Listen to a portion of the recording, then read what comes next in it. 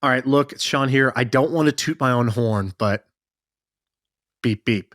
This is this is an interview that somebody else did with me. David Perel, who you might know online as the writing guy. He invited me out to San Francisco, and we did an interview for his podcast called How I Write. And my episode is doing so well. So well. It is. I have this little Chrome extension. This thing is doing 11x. 11x means it is 11 times higher performing than his normal videos. Something good is in this video that it's doing 11x on YouTube. And it's all about storytelling. It's all about writing.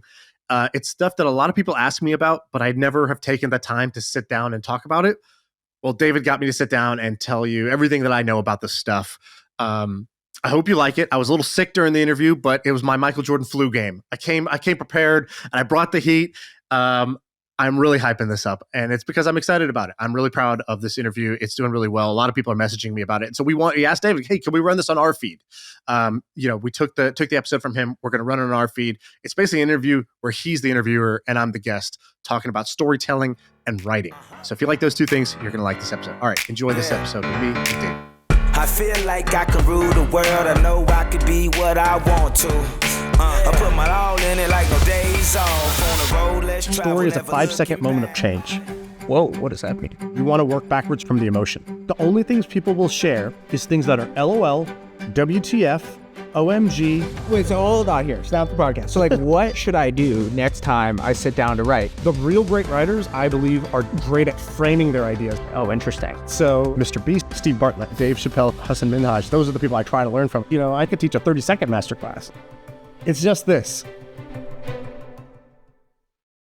Shaan Puri is one of those guys that I really wanted to learn from. I've spent a lot of time thinking about how to tell better stories by listening to good storytellers, but Shaan has really deconstructed the storytelling process. And you hear people saying all the time, oh, storytelling is really important. You should get really good at it. But there's not a lot of people who come in with concrete, clear frameworks like he does. So this is a masterclass on storytelling. Come on in. It's time to roll.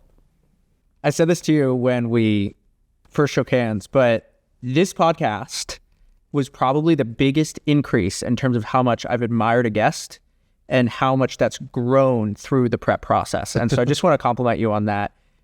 And in particular, there's a lot of things that you do really well in your writing that I'm not good at. And this is one of those episodes where I just have a bunch of questions and I'm here to make my writing way better. And the place I want to start is storytelling. I have no frameworks for thinking about storytelling. Before you do storytelling, can I give you a compliment on your compliment? Yeah. So, great compliment, first of all, very specific. But the second is actually, it's a writing tip, which is, the thing you said where you're like, I started kind of going down your rabbit hole and my respect for your, whatever you said, your score went up a lot during that process. I learned this from these two guys, Dylan and Henry. They're young guys. They were like 21 when I met them. And they were recording these videos. I was like, how many views do these get?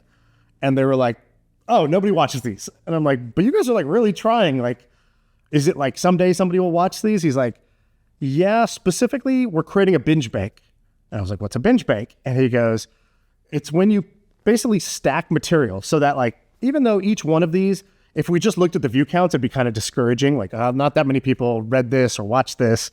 But they were like, we started thinking about it differently. Instead, we said, all right, each one is not getting that many views, but I'm creating a bank where if somebody ever said, I'm curious about this guy, I want to learn more. What is this guy all about?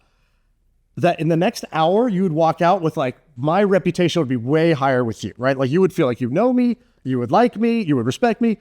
And it changed the way I thought about that. And so then because I used to be very results driven. It's like, if it's not immediately paying off, it's hard for me to get excited about it.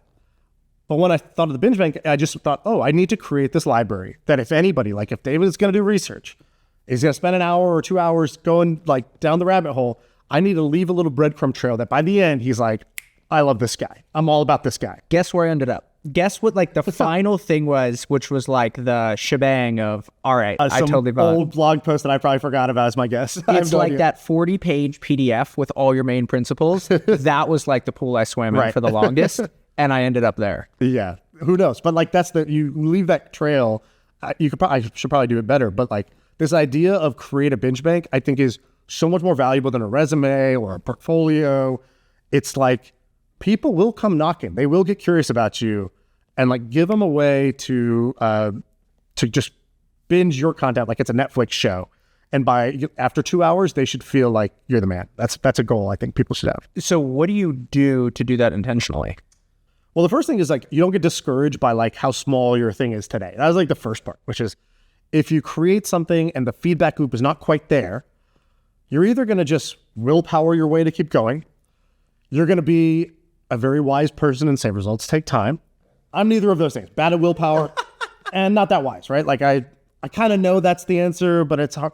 So it's a way to trick yourself. And the way to trick yourself is to say, oh yeah, this one thing, it doesn't have to like go viral for this to be successful. This is for my binge bank. I know the idea of a binge bank is important. I want to have that as an asset that's there for me. So what are the 10 things that somebody should go consume?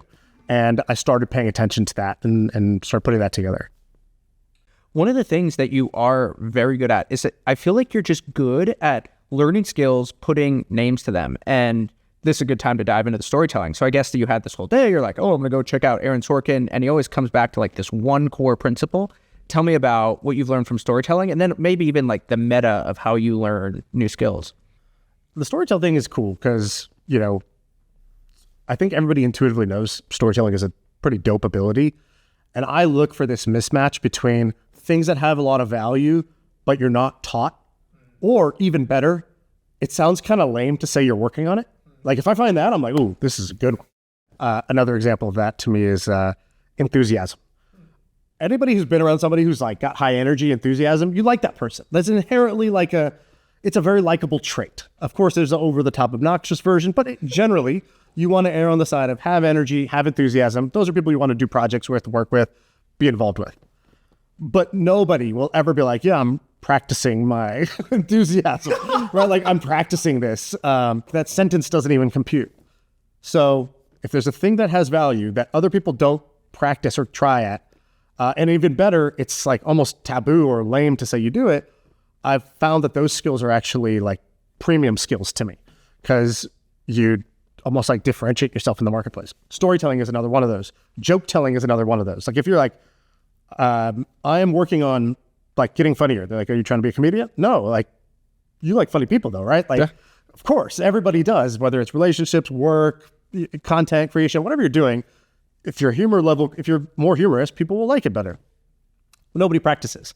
So it's like, what do you expect? Just, you know, to magically happen? Like we kind of know everything comes from practice. Everything is downstream of practice. So storytelling was one of those skills where I knew that I loved it whenever I met somebody who was a great storyteller. I wanted to get better at it. So then who's the best in the world at this, right? That's the next question. One of the people that came to mind when I Googled around was Aaron Sorkin. And he's written, you know, famous TV shows, I don't even, West Wing, Newsroom, the Social Network movie.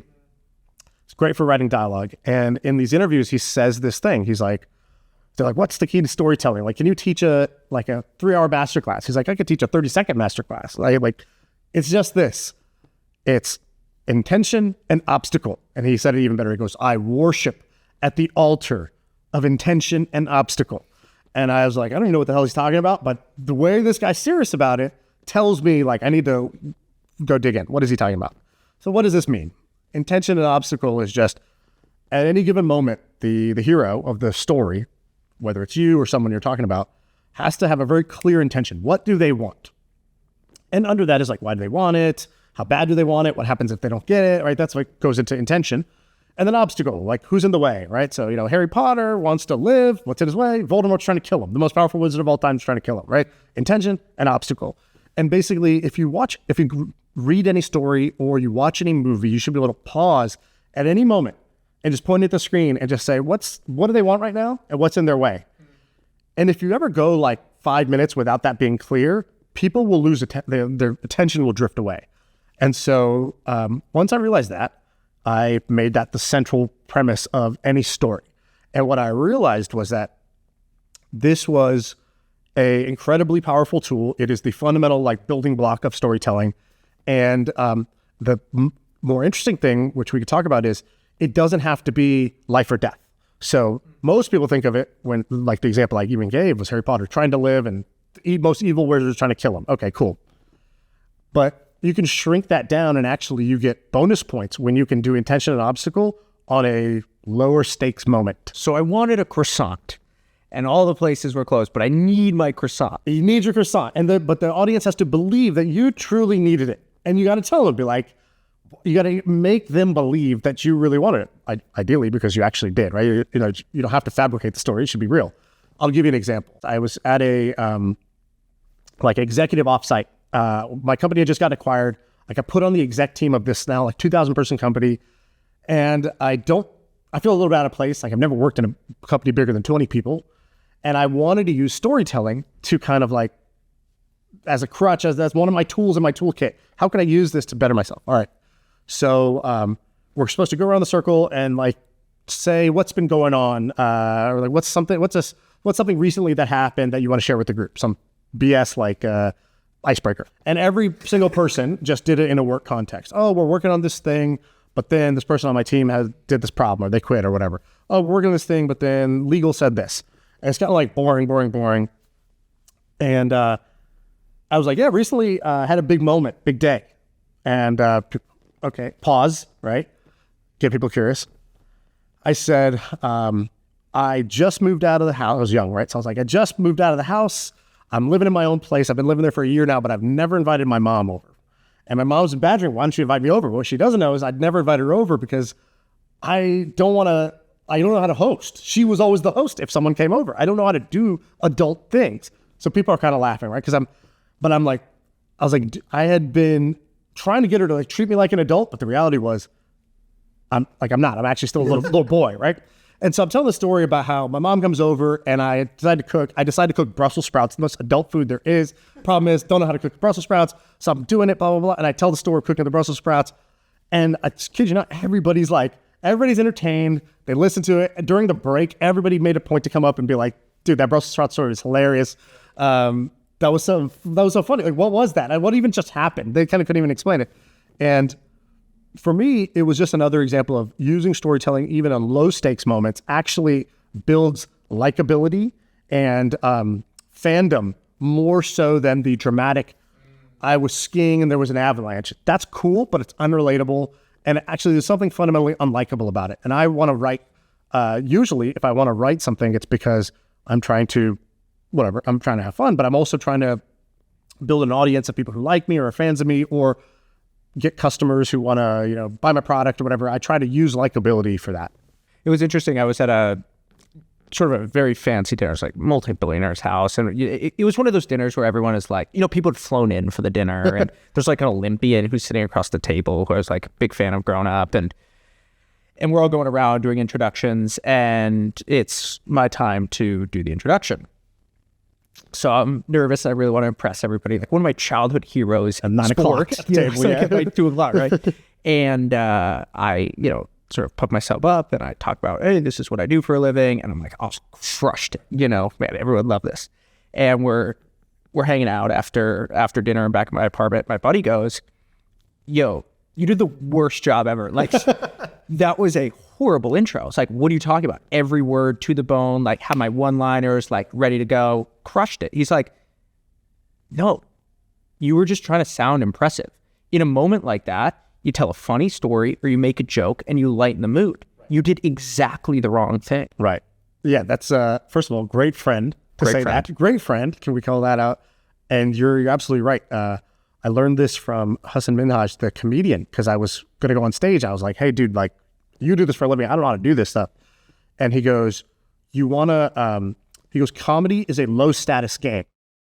So he goes, you're going to be up on stage and you're nervous. So your natural tendency is going to be to puff your chest out to kind of project this false bravado. But he's like, actually what you want to do is build connection with people, and you build connection with people through vulnerability, through low stakes, through low status specifically. He starts his comedy special. I went and wrote it out to try to like understand what he does.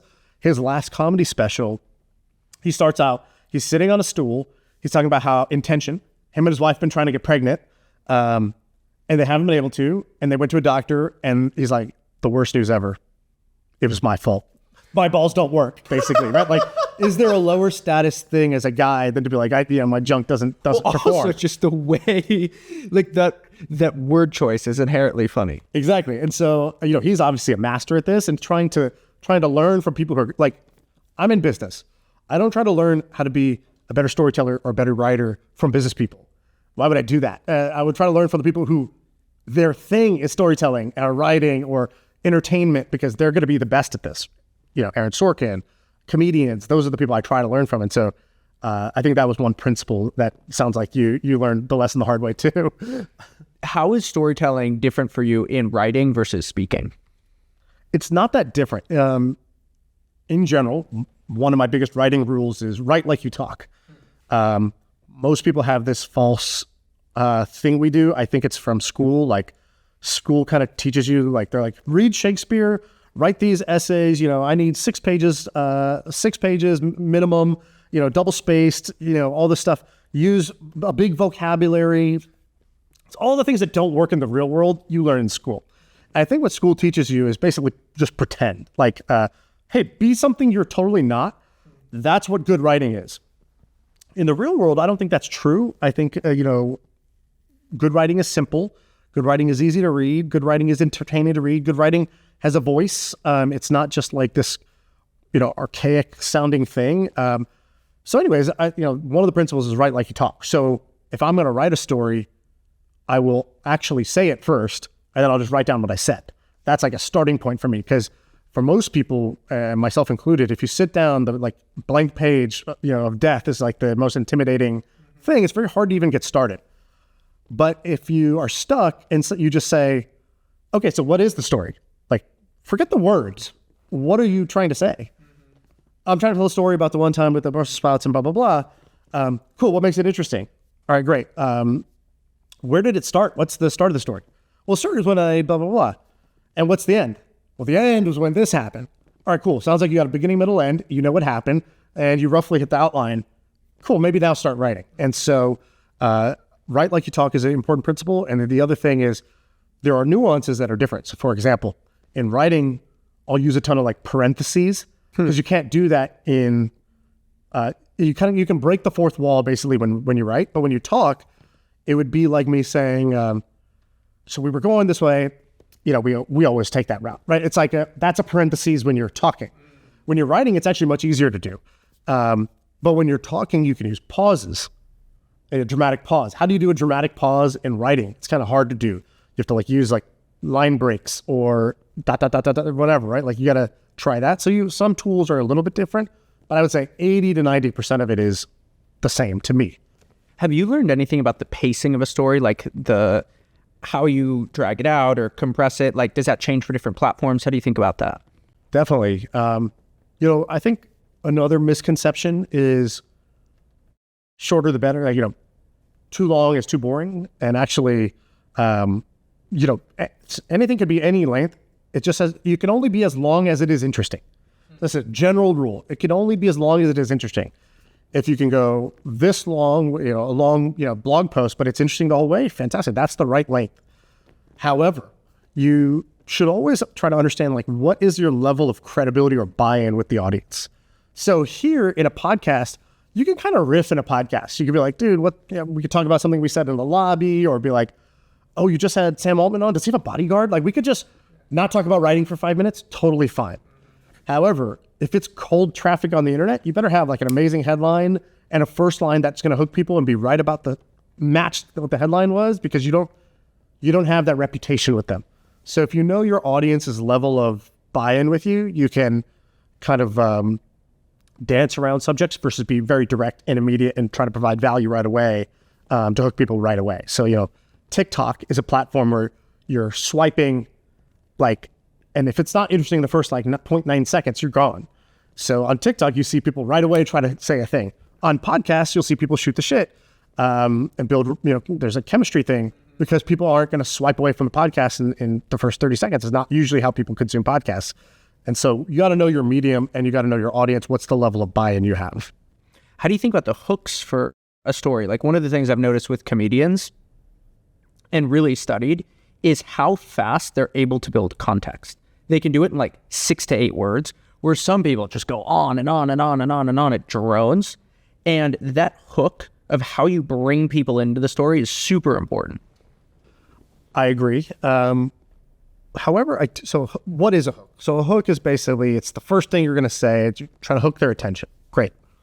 I think actually right now, for the type of person who's going to listen to this, you probably have studied a little bit of copywriting maybe, or you kind of pay attention to what, like, oh, this person's blowing up on Twitter. What do they do? Oh, they always, like, you know, they write their threads, and the first line of their thread is like, here's the unbelievable story about how this, you know, Chinese immigrant took a simple thimble and turned it into $10 billion, whatever. Some like unbelievable sounding hook that you're like, oh, you have to pick. It's like maximum clickbait, right? I actually think that hooks somewhat overrated. Underrated is frames. So what's a frame? So a frame is you take an idea. An idea can be this big or it can be this big depending on the frame. So I can be like, you know, what's this? I don't have a good example off the top of my head, but we'll do one that we just talked about, that Hasan Minhaj, the comedy thing, right? I told a little story about what he's doing in his opening line. So I could just say, here's what he did at the start of his thing.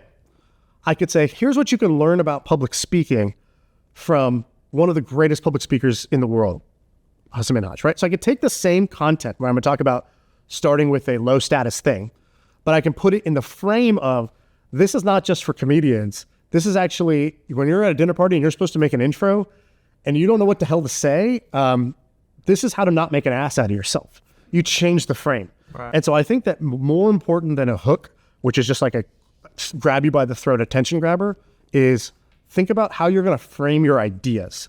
Hooks are about the words you're going to write. Frames are about the idea and how you're going to make that idea relevant and how you're going to connect two ideas that seem unrelated to be related. The real great writers, I believe, are great at framing their ideas more so than like just coming up with that perfect one-line hook thing that's going to, like, you know, just kind of trick the person into clicking. Yeah, let's get super concrete here. So you wrote a super viral thread on Clubhouse, and this was the standard way to do a frame. So it says, one, parenthesis, Clubhouse existential threat, number one, time to value ratio, let's brainstorm. And you're like, jargon, fancy words, No, I don't that like wasn't that. me writing it. That was somebody else. Exactly. Yeah, I don't like it. It brainstorm, like no storyline, and then it didn't do that well. And you come in, you're like, so ... Everyone seems to think Clubhouse is the next big thing, but I think it's going to fail. Here's how I think it all goes down. Yes. Why did you choose that? So if you compare the two, and like on your YouTube, you should put these like side by side so people could see it. The other one was written by this guy, Chris, who created an app that was kind of like Clubhouse, went super viral. It was called Secret back in the day. I don't know if you remember this. It's called Secret, went super viral. They raised like $100 million. The founder like sold some secondary, bought a Ferrari. Like it was like the hit product for like a very short window of time, and then it died. So if anyone has the credibility to say why Clubhouse might fail, that guy was actually the guy. The problem was he was extremely dry, told no story, and just said, and used like very like, you know, 12th grade reading level jargon, like Clubhouse's existential threat, the time to value ratio, like immediately felt like homework. Whereas my thing was, everybody thinks X, but I think Y. And the most important part was, here's how I think it's going to go down, not here's why I'm right. So here's how it's going to go down is basically like gossip. It's story. Here's why is logic and rationale. So that's kind of why I wrote it that way was, and then the rest of the thread, the reason this thread got like 20 million people to read it was because I wrote it almost like a screenplay. I was like, I didn't say, here's the 5 problems with Clubhouse. I wrote, you're the founder of Clubhouse. First of all, fuck yeah. You know, you're winning. Everybody's talking about your app. Your app is cool. You know, Kanye's in your DMs. VCs are throwing money at you. And I set it up, right? Like that's the setup. That's you right now. And already, you know, if you're reading that, this is not how most business tech Twitter writing goes. Most business tech Twitter writing goes is that it's an intelligence contest. And I was telling a story. And so, you know, that's why I think it worked. I think if I had written it with the, you know, me trying to be the 9,000 IQ guy in the room, it would not have worked. So when you see people say that I'm writing now and I'm like, all right, I'm not going to do an intelligence contest. I'm going to try to do exactly what Aaron Sorkin said. There's intention and there's obstacle. I'm going to frame what I'm saying in terms of story. I'm going to focus on the frame and say that my writing still, it's just like, yo, this is lame. What do you think is going on there that makes it feel dry or like it lacks a sense of momentum? Well, in the same way that comedy is great, but not every line should be a joke, storytelling is great, and not every piece of content needs a story. So I think one challenge is like, I wrote that one as a story. It did great. That doesn't mean everything I write online is like this screenplay story type of thing. That worked in that situation. It's not going to work in every situation. So you got to know like the tools and when to use them. Hammer's not good if you're just trying to open a door. Sometimes a key is what you need. And so that's the first thing. Don't just force it in. The second thing is like, you probably need reps. Like, I don't know, I've done this a lot of times. That wasn't the first story I've ever written. So if you're like, cool, I'm going to get better at storytelling, be prepared. Like, tell 100 stories starting with maximum cringe and get to not cringe, right? Like, but it's going to take 100. Expect that it's going to take 100 stabs at this, and specifically 100 intelligent reps. So it's like, do it. And then the next one, you have to be like, what could I do better? Oh, my hook was a little weak there. Or, oh, it droned on too long. Or, I don't really have a point. Maybe this shouldn't have been a story. Maybe it should have been something else. And so 100 reps where each one you try to say, what's one thing I could do better than last time? Just one thing. That's it. And then you just keep going. And if you can do 100 of those, then I bet your stories will work. It's not going to feel forced because you'll learn the skill through those 100 reps. This is the MrBeast ism of, he's like, everybody asks me like, how do you do YouTube good? He's like, I tell them all the same exact thing. Make 100 videos and every video do something better than you did before. Anything. Doesn't even matter what it is. One thing better than before. Do 100. Then come back and talk to me. And he's like, two things happen. First of all, nobody does it. They all wanted just like some answer. They had no intention of actually going and doing the work.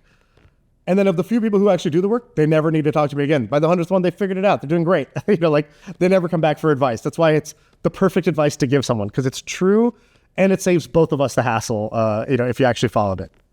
Yeah. What did you learn from Storyworthy? Storyworthy is an amazing book by this like teacher guy who's like the 20-time storytelling champion of the Moth storytelling. I didn't even know what this thing was, but whatever. If you're the champion of something, I paid a little bit of attention. He's got this book, and in the book, it's basically how to tell better stories. I would say, probably worth reading the book. He's got one thing that I really took, which was stakes. So he's like, every great story needs stakes.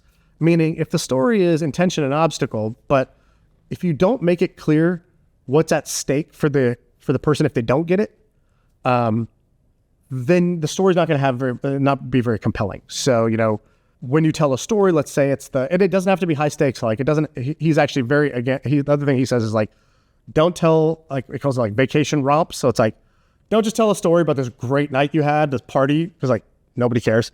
Nobody wants to hear about your vacation. Nobody wants to hear about your cool college party you went to. Like, just fundamentally, those are bad stories. The second thing is like, a great story is not just I was swimming in the ocean and a shark bit me and then I survived. Like, it doesn't need to be extreme. And again, it's actually almost better if it's not. But you still need stakes. So how do you have stakes even if it's not a shark biting you off? And his answer was, the stakes come from the emotion. So as long as you believe that other person was going to feel a certain way, then the story has stakes. So for example, if I'm trying to impress my mom doing the Brussels sprouts thing, embarrassment is what's on the line, right? Like I'm going to be embarrassed and my ego is going to take a hit. So as long as you believe that that's true for me, the story will be entertaining when I actually tell it, when it's actually delivered. The other one he says is, he goes, what is a story? A story is a 5-second moment of change. Whoa, what does that mean? A 5-second. So he's like, everything you tell in the story comes to this one moment, this 5 seconds where the character is transformed. I use movies because it's easier. That most people don't have like a big archive of writing in their head, but like we've all watched the same shows and movies. Every rom-com is like some version of the following. The guy's a player and he's never going to settle down. That's the start of the movie. Or she's a high-powered lawyer who's doing great in her career, but never made enough time for love. That's always the start of the story. There's only 2 rom-coms, right? Like, she was in love. She thought they would get happily married. He broke her heart. Start of the rom-com. So, well, guess what the ending of the rom-com is going to be? Always the exact opposite of that. If she was the high-powered lawyer who never made time for love, she's now going to be in love, and she's going to actually quit her job as a lawyer and be like open up a bakery, right? Like that's how the movie's going to end. Or if he didn't want to settle down and he was a player, by the end, he's going to be chasing her and he's going to like propose to her, right? He's going to want to settle down. So spoiler for all rom-coms ever. And it's actually all movies ever. Die Hard, Jurassic Park. You could do the same exercise. Watch the opening 1 minute. The end is going to be that character, the opposite of his current lifestyle or belief system or habits. Scrooge hates Christmas. He loves Christmas or whatever. It's all, every movie, every story is the same. So the heart of the story is the 5-second moment when they actually made the transformation, when they switched. And it's usually when they lost it all, when they had the heartbreak, when they hit rock bottom, when they had no choice but to be brave because they were finally cornered, like whatever it is, right? In Batman, when it's like he's in the cave and he's got to get out and nobody's ever made it out. I don't know if you remember this part of The Dark Knight or one of the Batman movies. And the mentor was like, only one person's ever got out. He's like, how did he do it? He's like, he didn't use the rope. They're like, basically, he jumped with no safety net. And so the 5-second moment of change is the character climbs up the thing, takes off the rope. If he doesn't make this jump, he's going to die. But actually, because of that, makes the leap and actually makes it. That's the transformation moment. Everything is based. All stories. If you don't know what's the 5-second moment of change for the main character, you don't really have a great story. How does this apply or not apply to like the story of a company? Like if I'm trying to tell the story of a passage, or you think of all these companies, we start in a garage, we have no money, this is what we believe, right? You have Airbnb, you have like the Obama O's, and then you have Brian Chesky, who's like going to the houses and he's like taking photos with his own camera. He's like doing the hustle. It's like these founders really believed. So how do we take these ideas and apply it to what we're building? The origin story of all Silicon Valley companies is similar. So let's take Airbnb, for example. What was the moment of change? The moment of change, the origin story of Airbnb is we were broke jokes who had, right, the beginning of the rom-com, we were broke jokes. Not only did we not have a successful company, we didn't even have an idea. So like we were the worst situation for an entrepreneur. No money, no team, no idea, no respect, no reputation, no nothing, right? Even worse, wrong founding DNA. We were all designers, and the narrative was you got to be an engineer to build you got to be a developer to build a tech company. And so, the moment of change was basically I think they had no money, like they didn't have enough money to pay rent or something like that. So the moment of change was basically one of them had a crazy idea to be like, hey, what if we rent out our space here for this? There's a design conference in town. What if we create a bed and breakfast for people who are coming because all the hotels are sold out? The bed and breakfast, we don't have a hotel. And they're like, well, we could just put an air mattress here. And they laughed and they were like, whatever.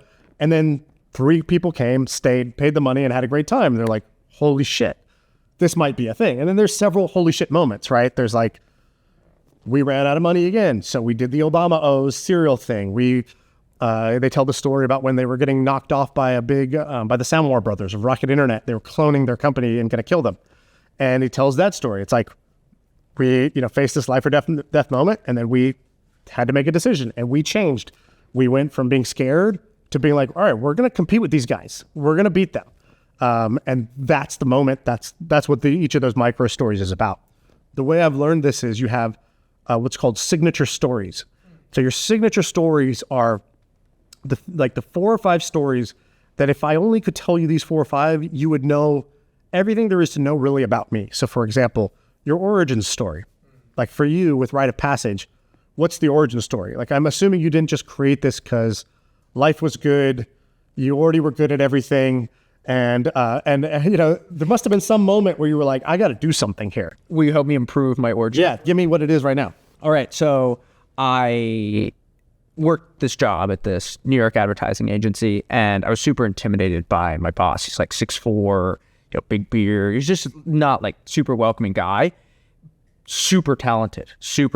And I wasn't doing super well in my job, and he sort of calls me into his office, and I was working on a pitch deck for Bacardi. I was trying to be all impressive and stuff like that. And I wrote in the pitch deck that the idea that we had was going to be epic. And he was like, yo, that is not a good word to be using. He said something to the effect of, you're not in college anymore. We don't write like that here. And then through writing that sentence, he then started saying, hey, you really need to improve your writing. You're just not a good writer. And I was like, well, I tried learning to write in school. I don't even like writing. My whole job is writing, and I got to get good at this. So that was in like November. Then we go through December. I get a raise. I'm like, oh my goodness, this is going to be great. Life's going well. Then January 5th, 7 months out of college, I get laid off. And of course, in my head, I'm like, I got laid off because I'm not a good writer. I got to learn this crap, but I don't even like writing. But then I'm seeing all these people who are good at writing and they're just making moves on the internet and stuff. So I spend years, 2-3 years, and I'm learning how to write. I start building an audience. And during that time, people reach out to me. They're like, hey, you're pretty good at this. Can you start teaching me how to do it? And I'm like, wait, I learned all these things on my own. I had to figure these things out out of desperation for how to learn how to write. And then that led into Write a Passage. And that's how the company got started. Okay, great. So let's workshop that. Cool. All right. So let's go back to the origin. So there's a beginning, middle, and end. Okay. Beginning, your start of your rom-com. You're working in a job. You said you're not doing so well. Your boss kind of embarrasses you, and you end up getting laid off. Act 1 of the movie. I think to make that part better. So I think you have the element there. Act 3 is, so we know Act 1 is going to be, don't like my job, and my job doesn't like me. Even worse, my job doesn't like me, right? Second part is, I'm not doing so well, and I'm kind of embarrassed, and I'm kind of intimidated by my boss. Great, super relatable, super likable, all that. You have a moment where you got specifically embarrassed around the epic thing, calling you like a college kid or whatever, and you're like, okay, hopelessness. Max Payne got laid off. Cool. And I'm sure you had some feelings about that. Act 3 is, now I get paid millions of dollars to teach people writing, and I'm doing a podcast interviewing my writing heroes, and they're like, dude, you're awesome. I'm a big fan. Okay, great. So we have the element of an amazing story. How do we actually make it better? Yeah. So the first part is, your Act 1, you didn't focus on the pain enough, the intention and the obstacle and the feelings you had at that time. So for example, you said, I wasn't doing too good at the time. And then you're like, but then I got promoted or a raise. So I don't know what that is, right? You might also leave the promotion or raise out. It doesn't really add to the story. It's sort of confusing, conflicting messages, right? Never let the truth get in the way of a great story. Let's start with that. So why did you not think you were doing well? The company was constantly trying to figure out, what do we do with this person? I can't believe this happened, but he literally brought me into his office and he goes, I need you to stop thinking like Jeff Bezos. And I was like, can you explain? He's like, do your job. You are a sales guy. Focus on that. I don't want you focused on the future of media and where that's going. And so there's just a lot of tension there. And he and I never really got along that well. Right. So yeah, I think you want to, I bet you, if you zoomed in, go back to the memory bank and you remember like any moments where you felt the opposite of how you're going to feel at the end. At the end, you feel really proud and you've accomplished and you've overcome. But at the beginning, you probably felt embarrassed, somewhat insecure, whatever.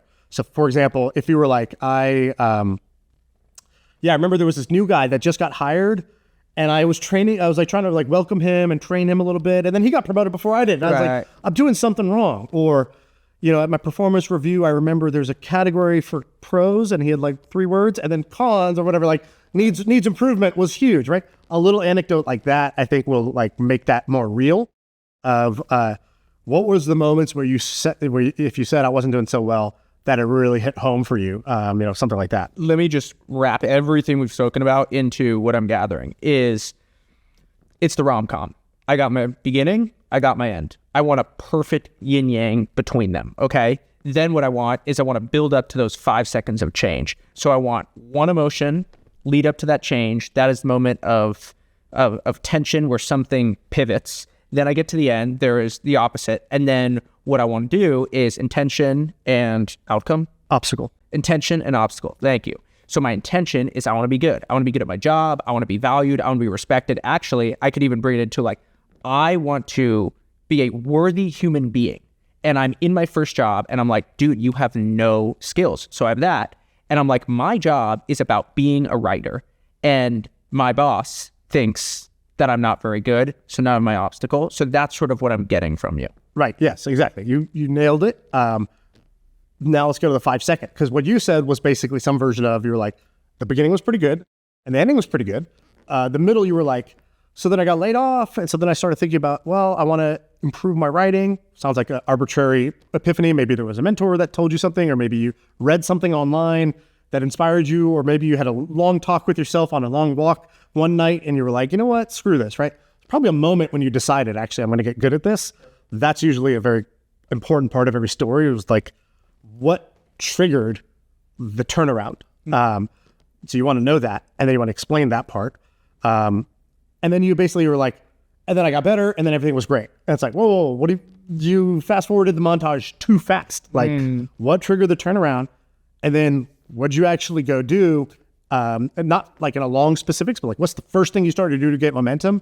And then what was like maybe some resistance you felt that you overcame? Because like, you know, the Pixar rules for storytelling, I don't know if you've seen this. 22, yeah. The most important one, I don't know what the 22 say, but I remember one, which was something like, the hero doesn't have to win. The audience loves the hero because of the way they try.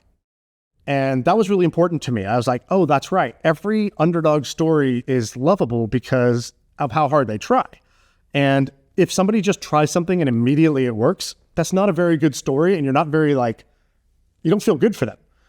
So you got to say what you tried, what resistance you felt, and then how you overcame that resistance. It doesn't have to be a long thing, but you want to make it feel real. And the last thing I'm kind of emphasizing to you that I think anybody can do in their storytelling is you're not saying what happened. You're zooming into moments to explain how you felt with ideally some relatable visual or audio like moment. So it's like, I remember he said this to me and I'll never forget these 3 words.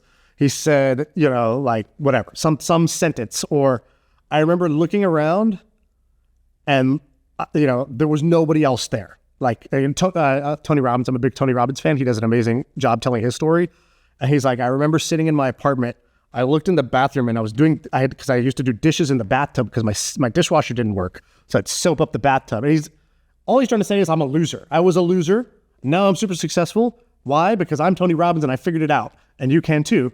But first he has to convince you that he used to be a loser. Otherwise, the whole Tony Robbins shtick doesn't work. So he's like, how do I convince somebody I'm a loser? I could say that I wasn't doing too well. Or I could say that I used to have to wash my dishes in a bathtub because that paints a picture of a loser. He's like, I remember and then he says, I was sitting in my apartment and I didn't have any furniture because I didn't have any money. So I just had this one chair. Like I didn't have a sofa. I had a hard chair that I used to sit on. And he's like, it was just a chair. He's like, and I remember a song was playing that was like, there's some song where he's like, I don't have a friend or something like that. It's only me and my chair. And he's like, dude, that's me. It's just me and the stupid chair. And he's like, so I went for a run.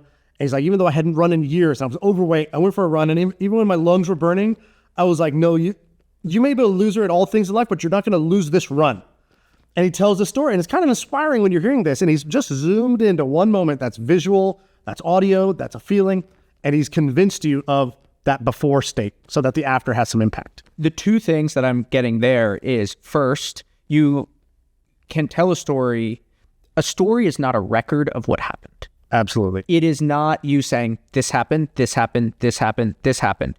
It is almost this. It's a transformation. It's interesting. A story is just a change. The world was one way, and then it was another way. I was one way, and then I was another way. My company was failing, and then it was succeeding. All a story is just change. You only want to include the what happened so much as it explains how that change came to be. It's not just a timeline of events. And then you're also really cueing into emotion. Yeah. How come? That's what like people respond to, you know. Like in my writing course, I used to teach this one thing that I was like, you know, you want to work backwards from the emotion. I learned this from a guy who used to be my I don't know, intern or something like that. We hired him when he was 20 years old, Steve Bartlett. Today, a lot of people know Steve Bartlett.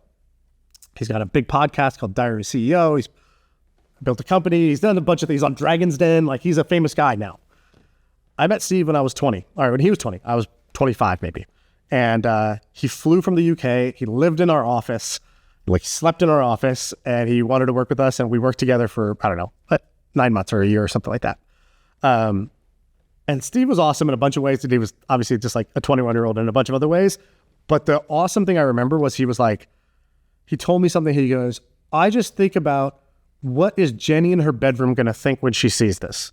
I go, who's Jenny? Who's Jenny? What are you talking about? He's like, oh, like if we're making a piece of content that's going to go on social media is Jenny in her bed, laying down, just scrolling, just swiping. And she's like, basically, this has to make Jenny like stop, think something, and share this with her friends. Otherwise, it's going nowhere. There was no point in writing this thing or doing this thing because it created no reaction from the person. They're just going to keep swiping. The world is full of infinite content. We only stop at things that we have some reaction to. And so I stored that away. And then I heard the same idea from another person. This is how you know a good idea. The BuzzFeed guy goes, everything we do at BuzzFeed is about Debbie at her desk. I'm like, Jenny in her bedroom, Debbie at her desk. What's going on here? He goes, the most powerful network in the world is the bored at work network. He goes, when BuzzFeed was like growing like crazy at the time. He's like, BuzzFeed basically taps into if someone's bored at work and they just want to like, have a distraction for 5 minutes, we want to make a piece of content that will distract them and get them to forward it to a bunch of other people who are also bored at work. Right. And that's the whole network, is the bored at work network. All right, second time I heard the idea. Then I heard the idea a third time. This guy, Chris Quigley, he ran a advertising agency that would make videos go viral. And at the time I was like, going viral is like a lottery ticket. Like, how do you do a viral video? I don't know. It's just like something amazing must happen. So I go, what's your hit rate on virality? Like 1 out of 100, 2 out of 100? He goes, no, like 8 out of 10. I go, 8 out of 10? And he's like, yeah, look. He showed me their views. I was like, how do you do this? And he's like, well, over time, the more viral videos you make, you have like a base of an audience. But he's like, that just gets you like, some people will see it. But how viral it goes is how much they share it. He goes, so what we do is we work backwards from an emotion. He goes, the only things people will share is things that are LOL, WTF, OMG, AWW, he like all the acronyms for all the emotions. So like, oh my God, wow, like ha ha ha, right? Like if it doesn't do that, nobody will share it. So he goes, we first start with, this is the desired reaction we have. Then we'll write a script or write a blog post or whatever. And then we'll go check. Do we think that's going to create this reaction in somebody? No? All right, let's juice it up. How do we make it more funny? How do we make it more outraging? How do we make it more endearing and heartwarming? Like whatever those are. And so once I heard that 3 times, I was like, okay, I get it. I need to create a reaction out of the average person just in their bedroom or at their desk. And I need to start with the emotion, my target emotion, and then work backwards from that. Write the thing that will create that emotion. Yeah, it's funny because when you write, you're like, okay, I'm publishing this on the internet. A bunch of people are going to read it, get a big audience. And so you think of, hey, there's all these people. But actually, you're just writing to Debbie in her bedroom or Sally at her desk, and people consume your content alone.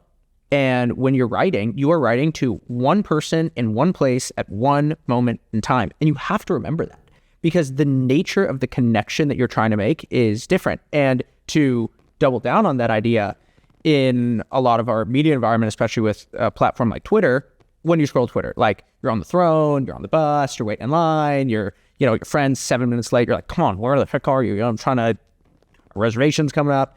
And you're just sort of browsing, and your brain's only like halfway on.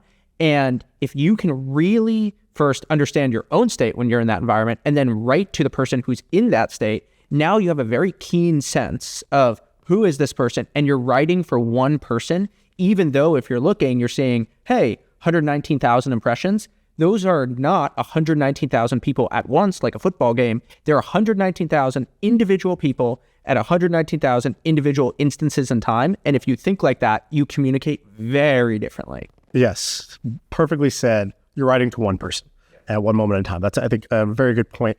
And the other thing that this reminded me of is, do you know this person, Miss Excel? Have you seen this person? Yeah. So she, for anyone who doesn't know, she's basically like an Excel influencer, for lack of a better word. She basically teaches people Excel tricks, but the reason she got popular, she went on TikTok, she started dancing while like putting an Excel trick on the screen or a tip on the screen. Weird combo, but it works. I was reading some interview with her and they were like, how do you create your content? Like, what's your process? And I was like, oh, I'm curious what her process is. And she goes, I don't, she's like, it's kind of weird. She's like, most people, if you say, what's the process? And they're like, consistency, like wake up at a certain time, start right away. You got to write every day. You got to post at a certain time. You got to do all these things. She's like, I don't do any of that. She goes, I literally first like just change my own energy. She's like, she's like, I'm kind of woo-woo in that way, but like I basically get myself into a peak state of mind. Like I get myself into a certain mood and a certain state of mind where I feel magnetic, I feel charismatic, I feel energetic. I feel it's literally like a science called energetics. She's like, I work on my energy, and two things happen. One, ideas start coming to me much faster than if I sat down and said, what are some ideas? I need to post some content today. And so she's like, I just work myself to that state. I let ideas come to me. An idea will hit. And as soon as it hits, she's like, I run to my phone, hit record, and I just do it. She goes, because I believe all content is just energy transfer through the phone. It's my energy shifting to you, my emotion how I feel about this. If I feel excited about this insight that I have, or excited about this tip that I have, I want to get you excited about that tip too. And the best way to do that is for me to be there first. And I think this is a very underrated thing for writers, because most writers, they're not performers. All performers know this. No athlete goes on the field without being warmed up and being hyped up. No stage performer goes on stage just kind of cold and low energy. But almost every writer starts cold and low energy and just sits there somewhat miserably. And there's even some weird glory from this pain, that's martyrship of like how you need to be as a writer. I think that's all stupid. I think it's very similar to performing in any other way. I think you should get yourself into a great state of mind and then have that energy and then sit down and write and let it flow and let that energy rip through you so that the other person who reads it is going to feel the same excitement you have about the insight, or feel the same excitement you have about this plan, or whatever it is. You want that to come with it. And a lot of times when people write, they have this idea, they're away from the computer, like they're at the bar with their friends, they're on a walk with somebody else, they're at Thanksgiving dinner, they're like, man, Auntie Diana, she has no idea what's going on in the world. That woman was crazy, and you're so annoyed at like 11 p.m. at Thanksgiving, and then you try to write like 3 days later, and the problem is they're not capturing the energy that Miss Excel is capturing before she does the videos, and people end up writing in such a sober state that their writing ends up being boring and sterile. 100%. The thing I said at the beginning of this podcast where it was like, I look for things that I think are important that other people don't practice, overlook, or would be too embarrassed to say they're working on. This is an exact example of them, of one of those. Nobody wants to work on their state, their energy. They don't want, Miss Excel does. She's like, I'm going to make myself magnetic before I make content. Well, I like that. That's pretty cool. I don't even know what that means. And that sounds provocative, right? Like, okay, it's better than whatever the hell I'm feeling. When I sit down to write, okay, that's a new standard for me. I'm going to do that. And so I think most people would probably in their heart believe that this is true, that if you kind of got your energy right before you did the thing, it'll probably turn out better. Nobody's going to do it, which is the best part. It's the arbitrage. It's how a less talented person like me can do really well. Wait, so hold on here. Stop the podcast. So what should I do next time I sit down to write? How does this actually work? What am I going to dance? Do some jumping jacks? Like, what do I actually do? Exactly. That's exactly right. So state change is 3 things. Number 1, radical change in your physiology. So you could sprint, you can do push-ups, you can dance, you can do 20 air squats, you can dump your face into cold water, whatever it is. It's the fastest way to change how you feel is a radical change in your physiology. It's the first thing. So do that. That's the very first thing. I have a friend who's a professional poker player. He does the same thing. He goes poker players are like notoriously degenerates. Like you're literally sitting there in a casino, which is like the worst air pumped in environment. There's no windows and you're around other degenerates all day. People are smoking. It's bad. He's like a monk, and during a tournament in the breaks, he goes in the parking lot and he does wind sprints. He's not doing it to be a better runner. He's not doing it to increase his VO2 max. He's doing it because he wants to make a better decision when he gets back to the table. He knows he makes better decisions when he changes his state. And that's part of his edge. That's why he's been a European, poker champion, a tour champion, several years. So first thing is a change in your state. The second thing is a change in your focus. So what are you even focused on? The way I imagine is I have this laser beam of focus. I don't know if this is true, but it's what I've convinced myself, which is if I just turn my attention to this, I will crush this. This will be amazing. If I put 100% of my focus on this podcast right now, this podcast didn't stand a chance. And the only limit to me is just where I'm pointing the beam. And if I'm trying to point it in 5 different places or whatever, that's going to be a problem.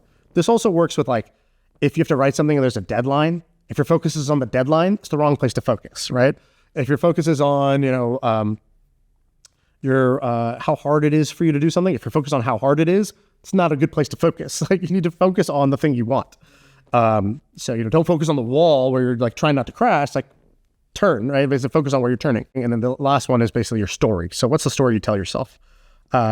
We all have some story that we tell ourselves. And if you improve the story, you'll change the state of mind that you have. So if I go into this podcast right now, and my story is, I'm doing a favor to David. I'm just doing this. Oh man, like, I had to drive an hour to come here, and this means I'm not going to be able to do this thing and whatever.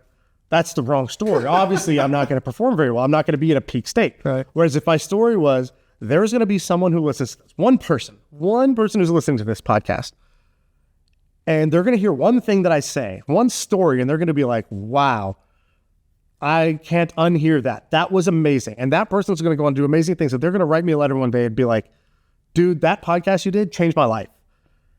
I'm going to approach this podcast differently, right? The different words will come out of my mouth if my story about what's happening is different. So similarly, if you want to basically change your state, physiology first, focus second, story third. Nice. One of the moments I had around story that I thought was really revealing was I work with a coach, and we were talking about my writing, and I was in a slump. I was down. And what's a writing slump? What does that mean? I just wasn't vibing. I wasn't feeling it. And I just wasn't proud of the stuff that I was doing. And I couldn't get inspired. And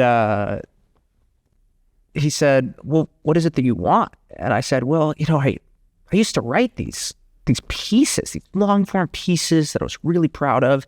You know what I want? I want to be a creative force. I want to be a creative force. That's what I'm going for. And I sit down to write. I'm like, I want to be a creative force. That's what I'm all about. And he's like, hold on. Stop the train. You said you used to be a good writer and you would get in a great flow. What did you do back then that you don't do now? I was like, that's just pretty simple. I find an idea that was interesting. I would try to figure out that idea for myself, and then I'd figure out for myself, and I'd say, well, then I got to share this with other people. And I just do that over and over and over again. And I never stopped. That's all I did. And that's all I focused on. He's like, hold on. What you're saying is now you're focused on being a creative force. That's your story. That's not working for you. Let's get back to finding an interesting idea, not judging the interestingness, figuring it out for yourself, and then sharing it with others. Ever since that, no more slump. Right. All that was a change in my story. Yes. Amazing. That's amazing. And I think, the other part of what you said there, which is letting curiosity be the guide, the driver. Sounds very simple, but all great ideas are actually quite simple. It's the beauty of them. I think there's a profound benefit of revisiting simple ideas and then saying, am I doing those? I don't look for new ideas as much as I look for ideas I've already heard that I haven't fully actualized yet. And, that's one. You've read, like, Paul Graham wrote this essay, Great Work. I'm assuming you've read that one. Yeah. I read it 2 nights ago. So good. For the first time. He wrote it like a year ago, and it was like 13,000 words. So I was like, I'm not doing that. That's too long.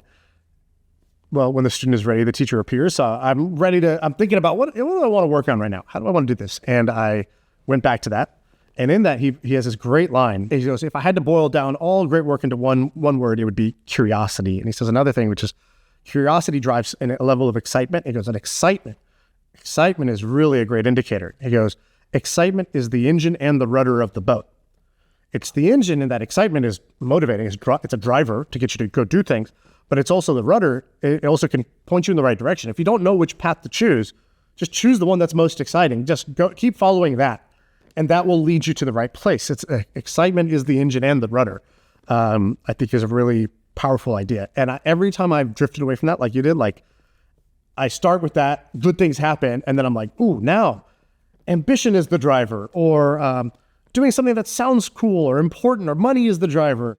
And then, like, all the bad things happen. And I'm like, shit, why aren't these working? And it's like, well, because you stopped doing the working formula, which was leading to all these great things, because you thought you needed to, you thought you needed to do something different. And so many people are like, oh, I hate writing.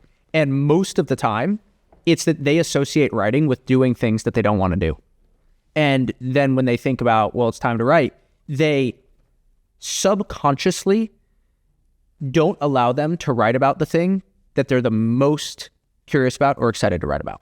Because in school, that's not what you get to do. Yeah. No one's excited about the average school paper. Maybe one or two things, but people just aren't trained to think like that. One of the things that I need to reconcile with you and try to sort of figure out, because I got two Shaan ideas and we need to figure out how they sort of come together, is this line that you have, if you're in your head, you're dead. Love that line. So good. At the same time, you are always deconstructing things. You find something that you like and you're like, hold on, what's going on here? Let me try to break it down. Okay, I'm actually going to go check out this book, go talk to this expert, try to figure out what's going on. So how is it that you are deconstructing, thinking, being fairly analytical, but at the same time not getting in your head? Those things feel like polar opposites to me. Yeah. Two things. One, I read something yesterday, this like mini book online that was called, I think it's called like a technique for coming up with new ideas. It's like some old book. And in it, it said this thing. It goes, the most valuable traits you can have sound like opposites when, if you pair them together. So he goes, imagine an entrepreneur who is both visionary and detail oriented. That's a Steve Jobs, for example. Like Steve Jobs is famous for being a visionary. He doesn't ask the consumer what they want. They just want faster horses. They want a car, actually, right? That's how he invents, the iPhone and figures out what to do. But he's insanely detail oriented, where he's like, what does the inside of the box look like? And they're like, dude, Steve, nobody's going to look at this. He's like, I'm going to look at this. I will know what's inside the box. It needs to be beautiful at that level of detail, pixel level detail. Same thing for all things, right? I consider myself a creative person. I'm also highly analytical with data. Sounds like opposites. And so there are many things where the exact opposite, if paired together, creates a like 1 + 1 = 3 type of reaction. And they're often presented as false choices. You're either this type of person or you're this type of person. Screw that. Be the type of person you want, which sometimes means having both gears and knowing when to go into which gear. When do I need to be creative? When do I need to be analytical? When do I need to be hard-charging entrepreneur? When do I need to be silly, playful dad, paint my nails, whatever, right? Like I have to have these gears to have the life I want.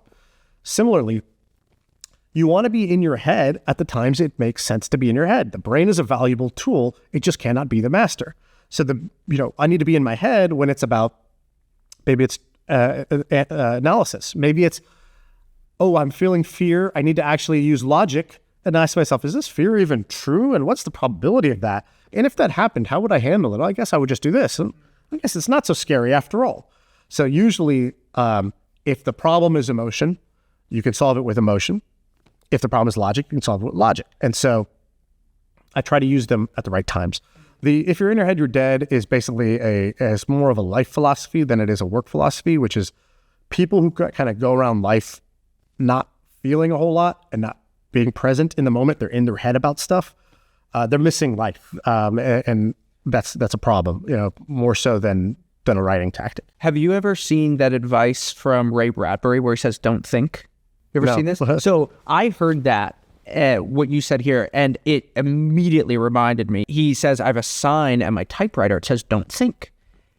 And I'm like, okay, that's interesting. He's like, I'm trying to surprise myself at the keyboard. And the only way to surprise myself is once I'm in my head, I can't do that. And I think that a lot of writing a first draft is like this. You're trying to get outside of that part of your brain that judges, that condemns, that says, no, it's not good enough, and just put stuff onto the page. And you know that you're doing it well when what you're doing is like, whoa, where did that come from? Where did that come from? Where did that come from? And then the question is, how do you engineer yourself to do that? Like for me, if I'm sitting and typing, can't do it. Like my ideas, that for me is where I do editing. The thing that was game changing for me was voice transcription getting really good, because now I can stand and talk. Talk and walk. Go outside, walk and talk, just blab, blab, blab, blab, blab. Half of Austin definitely thinks I'm some sort of like crazy psychopath kind of guy. But you know what? It's made my writing better. And a bunch of people I work with, they're like, how do you just bang out first drafts so fast? I'm like, because I don't sit and type like everybody else does. I just go for a walk. Yeah, I think that's a great point. I think you need to figure out a way to engineer that for yourself so you can consistently have it. I think everybody's got a different version of how to do it. What you said reminded me of something though. You go, you're talking about right about it, don't think. I think this is a very useful troubleshooting tool. So when you're stuck, there's many ways to get unstuck. And one way to get unstuck, like I said, radical change in something physical you do. I think that's a good tactic. Music is a good way to get unstuck too. But in general, a philosophy for how to get unstuck is if you're stuck in the specifics, go general. Meaning, if you're stuck in the logistics of the how something is going to happen, it's not quite adding up. What you got to do is not just keep trying to do this. You can just zoom right out. Go super general. All right, super general. What am I trying to do here? I'm trying to do this. Super general. If I had all the superpowers in the world, well, how would I do this, right? Super general is just like, who's somebody who's done this before? Or super general. Okay, I don't know exactly what type of thing I want to write. What inspires me, right? The way to get out of these sometimes is to go general, and so even if, like, don't think is hard because it's very hard to turn off the brain, but it's not so hard to redirect the brain. And so redirecting it, I think, is a useful tool. You can redirect it towards, hey, I'm going to go rock climb, I'm going to go exercise. That'll take my brain off of it. It can also be, I'm stuck in the muck here and I need to just zoom out, and that's it. Or if I'm stuck in the general, so for example, sometimes I'm stuck in the general of like, what do I want to be in life? And like, what do I want to do? And who am I? And all this stuff. Specific. What's the best idea you heard in the last 2 days? Like, if you were going to write about that, what would it be? Or like, what's the most interesting phone call I've had? Then you go specific because you're stuck in the general. So it's a very useful thing to do, is just like to get unstuck. Know if you're stuck in the specifics, go general. If you're stuck in the general, go specific, and you'll redirect the brain. I want to switch over to talk about voice. You're really good at putting your voice onto the page, and you do something very specific that I'm not sure how consciously you do this, but you're so good at getting inside the head of a reader to understand, all right, how are they feeling about this in the moment? And basically, you said it earlier, breaking the fourth wall. And then by doing that, building trust and connection. And then it creates this friendly casualness as if we're having a conversation that, my goodness, that is levels away from what most writers are able to do. Have you ever read the Boron Letters? Years ago. Okay, so this is must read. Yeah, copywriting. I'm surprised you don't have them like printed out of your pocket. They're that good. So the Boron Letters are this amazing thing by this like kind of renowned copywriter, Gary Halpert, I think, writing to his son, and he's in jail. So the writer is now in jail and he's writing to his son, Bond, I think, is his name. And so it's like a series of 23 letters, and they're hard to find too. It's really annoying. There's like one blog. So I hosted them on my blog now, because I was like, this is crazy that it's so valuable and so hard to find. So anyways, he wrote these letters, and he just wrote it again to one person. He's like, I'm writing to my son, but obviously these were kind of like general principles of life and copywriting and marketing, and he's trying to teach him everything he knows. But because of the way he wrote it with such a casual, like warm relationship, like he's not even just writing to one person, he's writing to his son. Mm-hmm. And because he's writing to his son, he's like, and this, dear Bond, is where things get interesting. Where he's like, you're probably wondering, Dad, why do you say this? We're going to get to that. But first, a little detour. And he just started writing so differently that I was like, ooh, I like this style. This is just like, has a swag to it that is just like appealing to me. So I started stealing that, basically. I was like, oh, I'm going to write like that. I'm going to write like I'm writing to one person. And that one person is like my little young grasshopper. It's like, hey, this is my kid, or it's my little cousin, or it's me when I was younger. It's like, I know what you're thinking, blah, blah, blah. But Mamma Mia, you're wrong, right? And I'll just try to just make it fun and interesting, as if it's written to one person that has like a warm relationship, somebody that's kind of like, I want to be the sensei, and that's how I write in those, where it's like a master-teacher relationship. And other times it's the opposite. It's I'm the beginner, and I know that other people are more knowledgeable about this, and I'll be like, and I just will be open about that. I'll be like, so being the idiot that I am, I decided I was gonna do these 3 things. I knew there was probably a better way to do this. You probably know four better ways yourself. You're probably staring at this right now, wondering, how could this guy be so dumb? Well, the answer is blah, blah, blah, right? And I'll try to say it like that, because I'm just trying to make it where I'm trying to imagine, what is the reader thinking at this? What would I think if I was them? And then I try to address that in the moment, because it's very frustrating to me when, like, imagine if you ask somebody this question, you're like, how did you do it? And they're like, I just did this. And you're listening to a podcast, and then that podcast host doesn't ask them like, wait, what do you mean it just worked? Like, how, or what do you mean he gave you $1 million? Why did he give you $1 million, right? Like, it's the most frustrating experience in the world when that doesn't get addressed. So in writing, I try to do that too. Like, I try to just call out the thing I would be wondering about, or I would be skeptical of, or I would be excited about in that moment. I just try to include it in the dialogue.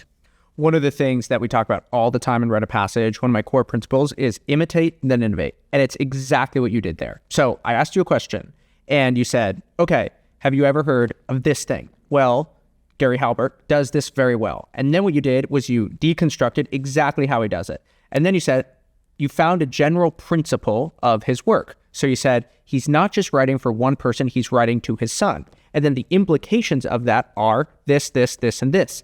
And the roadmap that you took to give me that answer, I think is very revealing of how you think about writing, where you start somewhere, you deconstruct, and then you say, how does that show up in my own world? And then you try to build up a generalizable principle that then you can use for your toolkit whenever you're typing yourself. Yes, that's exactly right. I think that is a great thing for anybody to try to do. If you want to get better at something, that's the way.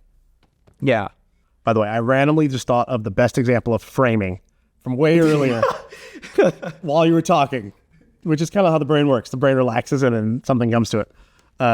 Have you seen the Dave Chappelle thing called Unforgiven? Have you seen this on YouTube? No. All right. So do you remember a while back, Dave Chappelle was in a feud with, I think it was Netflix. And he was like, the Chappelle show was put on Netflix and he wasn't getting any royalties. So like, it's his name, it's his face, it's all his life's work. And not only was he not getting paid for it, he had a big falling out with the creators of the Chappelle show where like he ended up quitting right when the story at the time was they offered him $50 million. He said no, and he went to Africa and became a crackhead instead. That was like the rumors, like Dave Chappelle's a crackhead now and he's in Africa. And it was like, and he was like, no, I just said no. Why did I have to be a crackhead in Africa? I went home. Like, what are you talking about? So anyways, here's the objective. His objective was he wanted people to boycott the show. How do you get people to boycott the show? You got to, if you want to drive people to take action, you got to be smart with how you're going to, how you're going to persuade them through the written word, or in his case, he wrote it first and then he performed it on stage.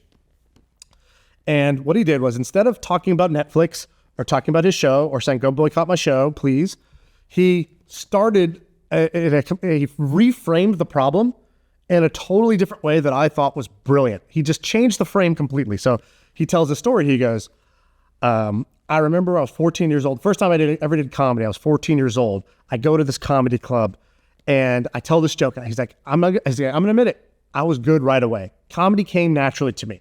I'm not one of those people who's like, it took me a decade. He's like, honestly, I was good. And I was 15 years old, I think.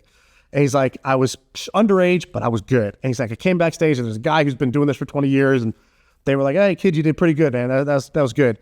And it was like, one guy came to me and was like, hey, man, I like that joke. I have this big audition coming up for this TV show or something, like for this other thing. You mind if I use that joke? And he's like, even as a kid, I'm 15, this guy's, bigger, older. I looked up to this guy. He's like, I didn't want to do it because I was like, my joke's all I got. I got no money. All I have as a comedian is my jokes. He's like, but this guy was kind of asking. I felt uncomfortable.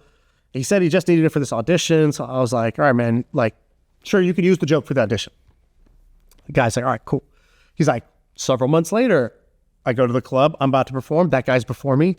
He tells my joke. And the joke kills. He's like, I was pissed. And he's like, I didn't know what to do. He's like, afterwards, I went up to the guy. Again, I'm a 15-year-old kid. I'm like, he basically is framing it as, I'm this powerless kid, and this guy's taking advantage of me. And he goes, I told him, I was like, hey, man, you said you were just going to use it for that thing. Like, I don't want I want my joke back. And I think maybe he had given him $100 or something like that. And the guy kind of roughed him up. He grabbed him and he was like, I was just asking to be nice. I could just take it. And he's like, I was scared. I didn't know what to do. I let that guy take my joke. Okay, so he's like, I'm gonna tell you another story. He tells a story about later on, he's in New York and he's like, I got a date with this Jamaican girl. He's like, fine girl, yeah, banging on it. I couldn't wait to go on this date. but I didn't have any money. I'm still a struggling comedian. But now I'm older. I'm 22, 24, something like that. He's like, and I was walking around New York and I see these guys doing like that 3-card monte where they like, that game. And I'm watching it and a guy puts down $100, moves the thing around. I know it's over here. He guesses the wrong one. He loses. He shows it's over there. Next guy goes, same thing, puts down $20. I know it's over there. He picks over here. He loses. I'm like, God, I could do this. So I step up. I put all $100 down. I say, I'm going to double this. That I'll take my girl out tonight. I know the ball's over here. I say that one. Ball's over there. He's like, what the hell just happened? He's like, I was pissed. I lost $100. I have this date tonight. He's like, so I stuck around and I watched and I realized those tourists, they didn't leave. They were still here and they did it again. He's like, oh, they hustled me. Like those guys are in on it together. They pretended not to know where it was. And I was the mark who came up and said, oh, I figured this out. And they got me. And then somebody else came up and they were about to make the same mistake. And I told them, don't do it. They're all in on it. And the guy goes, oh, okay. And he leaves. He's like, the guy roughs him up again. And he goes, hey, man, he goes, I don't care what you think. He's like, never get between a man and his next meal. He's like, you just took money out of my pocket. This is my job. This is my livelihood. And taking away a man's livelihood is the equivalent of killing him. Well, he tells him that. Okay, cool. Then he finally gets to the Netflix story. And he basically weaves together the parts from before. He's like, they didn't ask me if they could put it on Netflix. They didn't ask me to, basically like, they didn't ask for anything. They just took my name, took my face, took all my content. They just took it. He's like, and then the second thing was, the people would say, well, you signed the contract, Dave. He's like, I was a 21-year-old kid. I hired lawyers to read these contracts. They told me everything. I said, hey, you can use this forever in perpetuity in all parts of the universe. And they're like, it's standard, Dave. Don't worry about it. This is standard Hollywood stuff. Don't worry about it. So he's like, so I signed it. Later on, I realized those guys all go out to dinner every week. The lawyers on my side, their side, they're all in on it. This is just like the 3-card monte. That's how Hollywood is. I was the mark. So yeah, I signed it, but whatever. And he got the whole audience on his side by like making this argument, by using these two stories. I think it is the most brilliant like example of PR or like a written story that I have ever seen. The way by the end of that thing, you're like, I will delete Netflix if they don't take the show off. And it's exactly what happened. People saw that video on YouTube. It went super viral because it was so well done. People boycotted Netflix. They took it off. And Netflix said, we don't have to do this, Dave, but we voluntarily will do this. Like, we were also moved by your story. We're not going to put Chappelle Show up there unless you say we can do it. Even though contractually we have the rights to do whatever we want, we're going to honor the non-contract here. I thought that was the power of like, reframing, not like, oh, I'm getting screwed, I want money, to like a more universal, you're getting picked on by the man, you're getting screwed by people who are all in on it. And I thought that was absolutely brilliant. Nice. Yes. You should go watch this thing. It's amazing. Yeah. I want to talk about distribution. So one of the things that we're working on at Rite of Passage is what I want to figure out how to take anybody, people who don't write all the time, don't really have an audience. They've just published something really good. Like say that you are an absolute expert in like the distribution of San Pellegrino waters from like the little town in Italy, where they package it, what's the story of the label, all that sort of stuff. And you are like, this is how the sparkling water boom came. And I'm going to tell the story of how it begins in a little town in Italy with San Pellegrino water. Right. Okay. You have this expert, she never written online. They write something. It's awesome. And I want to help them distribute it. They come to me, they say, what do I do? How should I talk them through that?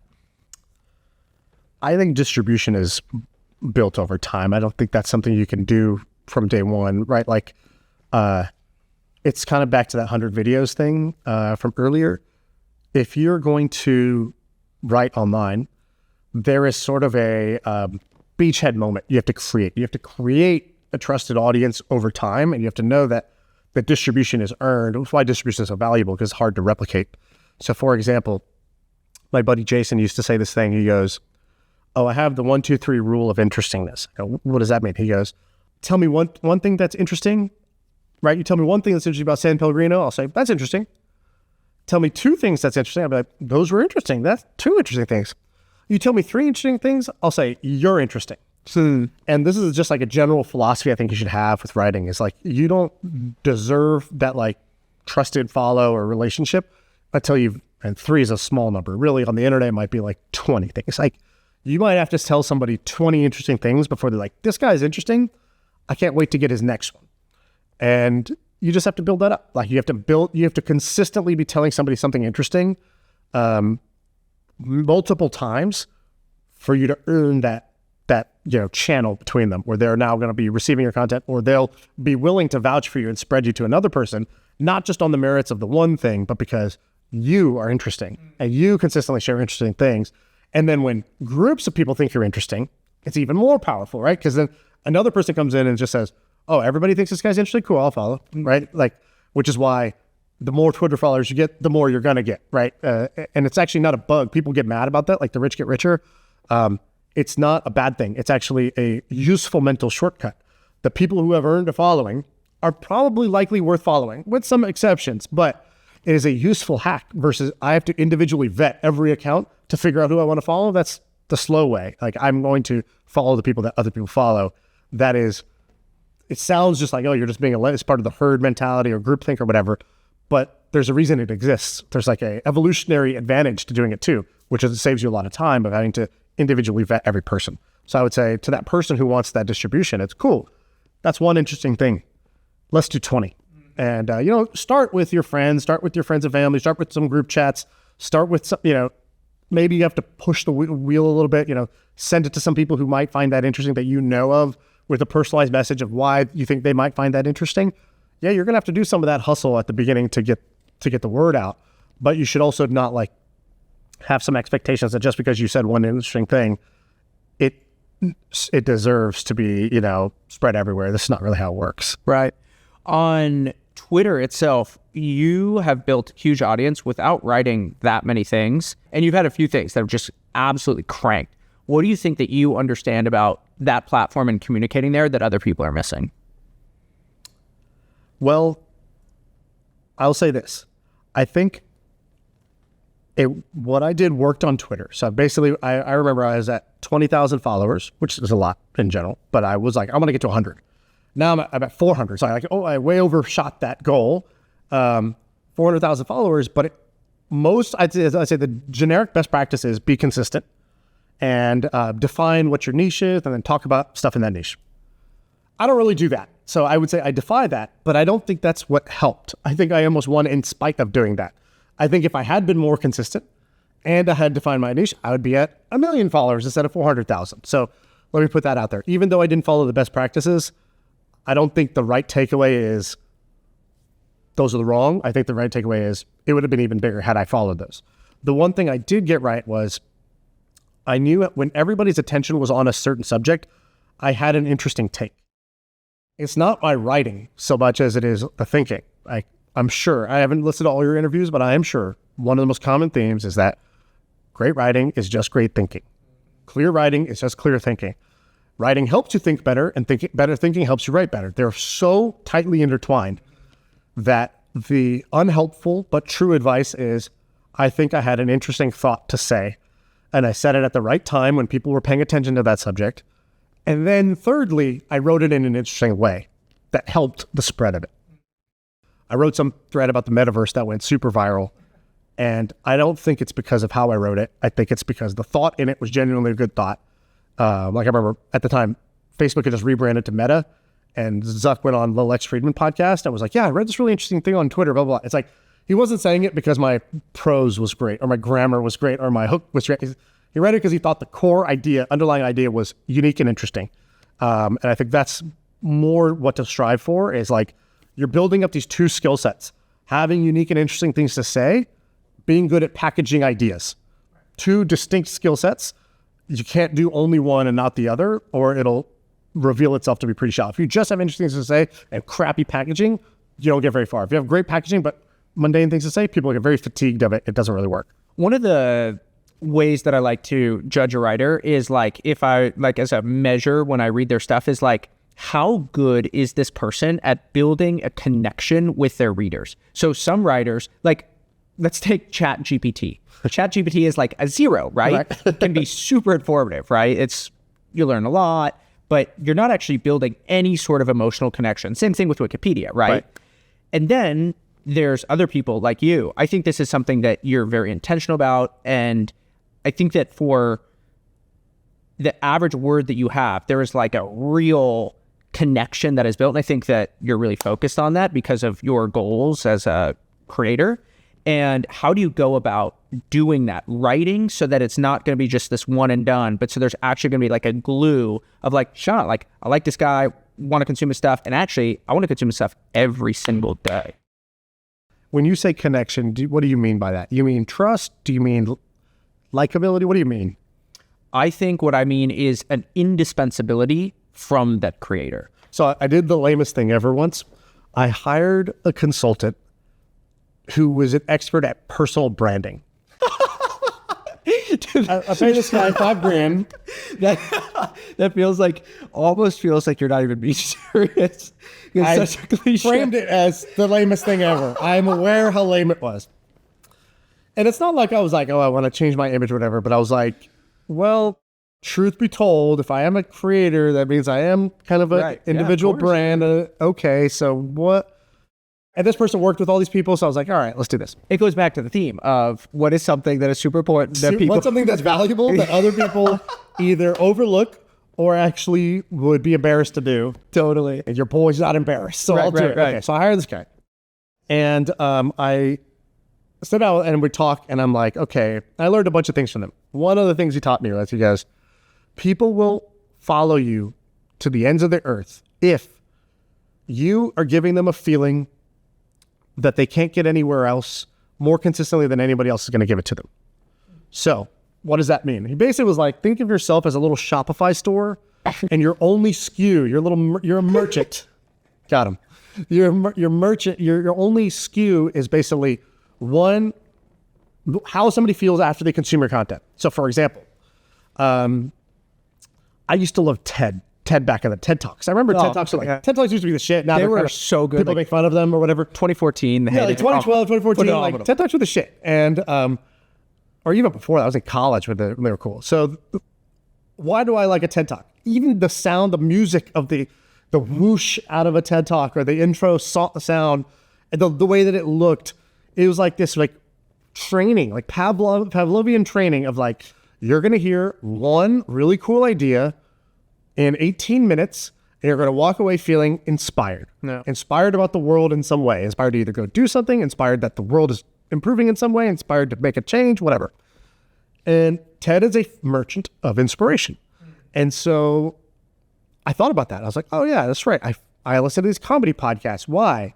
Because I get this feeling that I'm hanging out with my friends, my funny friends, but like, they're not my friends. They're just comedians that hang out. But that's why I think comedy podcasts are so popular, because they can consistently give somebody the feeling of camaraderie, bullshitting with your boys without you ever having to like actually be funny, have funny friends, and go hang out, right?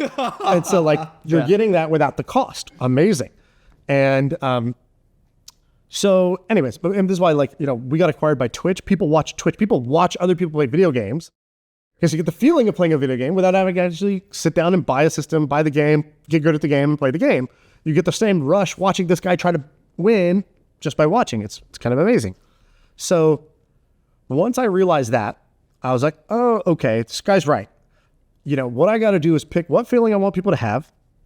And then I got to deliver, all I got to focus on is delivering that to them more consistently than anybody else is going to give it to them. If I do that, all my personal brand dreams will come true. You know, so that was the big takeaway. That was the lesson I had there. So when you say, it seems like you're intentional about it, that's the underlying thing that it is picking up front. What am I trying to deliver? What's that feeling? And then consistently be like, all right, how could I do that? What's a story I could tell? What's a framework I could give them? What's a nugget I could give them that would do that for them?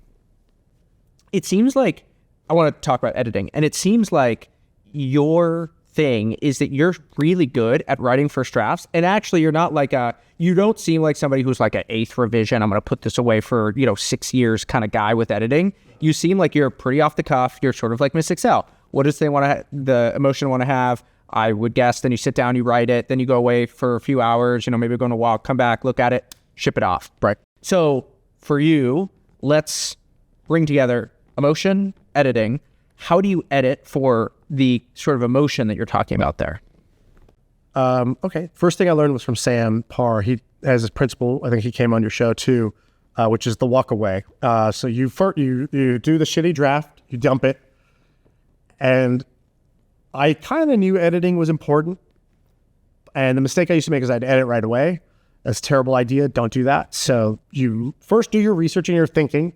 You do a quick brain dump, and then you got to walk away. So you read it. Well, the last thing I do, I read what I wrote, and then I'm going to forget about it. So I then will go do stuff. So I will go work out. I'll go play with my kids. I'll go for a walk, and I'm not trying to think about it at all. I know I'll come back to that later, and I know it sucks today. I'm going to edit it later and make it great. I'm certain of that, but I don't consciously think about it.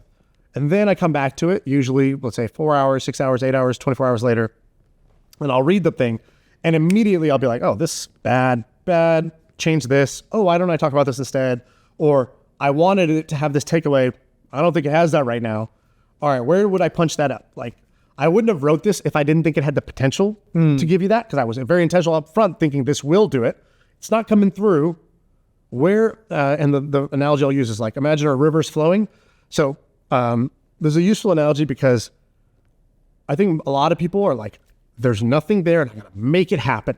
Another story you could tell yourself is, it's a river, the water wants to flow. My ideas are excellent. People are going to love this.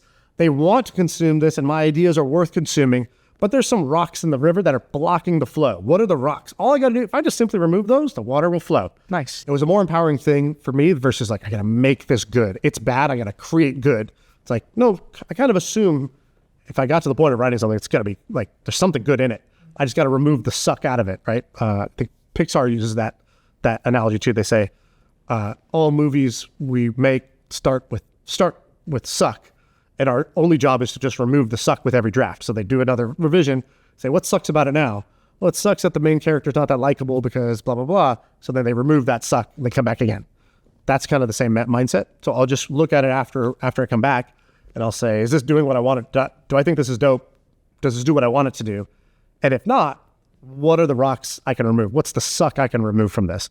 This part's boring. This intro doesn't really hint at what's to come.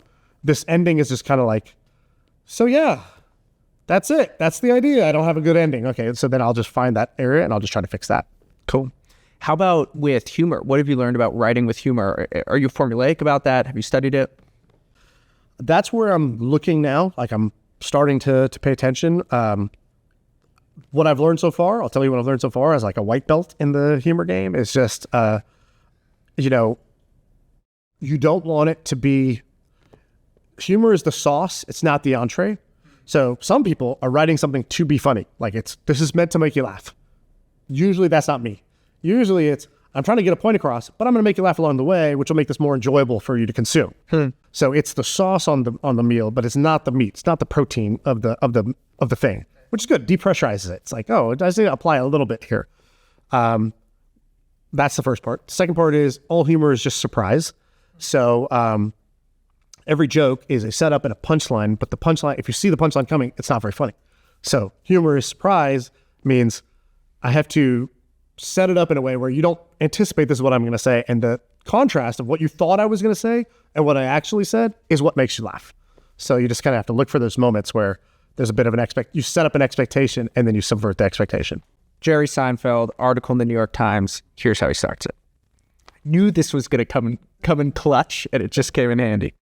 He goes, when I got my first apartment in Manhattan in the hot summer of 1976, there was no pooper scooper law, and the streets were covered in dog crap. I signed the rental agreement, stepped outside, and my car had been towed. Despite this, I still thought, this is the greatest place I've ever been in my life.